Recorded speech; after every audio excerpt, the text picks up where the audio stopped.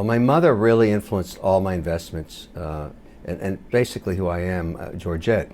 She would take 15% of her salary and invest it in two asset classes. Remember, she's not an analyst.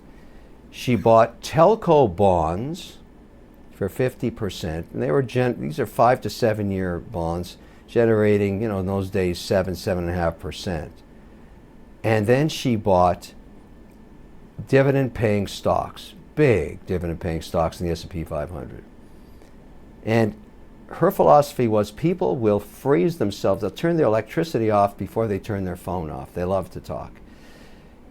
And those bonds, I mean, that portfolio, so and her philosophy was no more than 5% in any one stock, no more than 20% in any one sector. Back then, in those days, there were 10 sectors in the S&P. So not 11. 11, real estate came in later. That was the 11th sector. So Georgette's philosophy was diversification, plus that fixed income nut, 50-50 portfolio. And by the way, she never told Terry, her first husband, or her second husband about this portfolio. In those days, you could keep that quiet.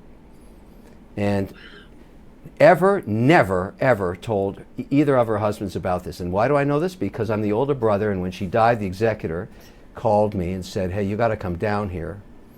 You got to come down here. Your mother died a very wealthy woman." I said, "What are you talking about? We're middle class. There's no way." He said, "Oh, no. You got to come down here." And when I got down there, I called Shane, my brother, and said, "Shane, you can't believe what Mom did. She never touched the principal.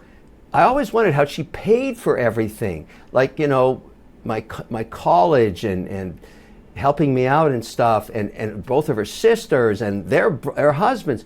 She never touched the principal, only the interest off the telco bonds and the dividends. Her returns were insane over 55 years. She caught the market, then some. That's O'Shares. I designed the whole platform around Georgette's philosophy, and that's the only thing I buy for my family trust.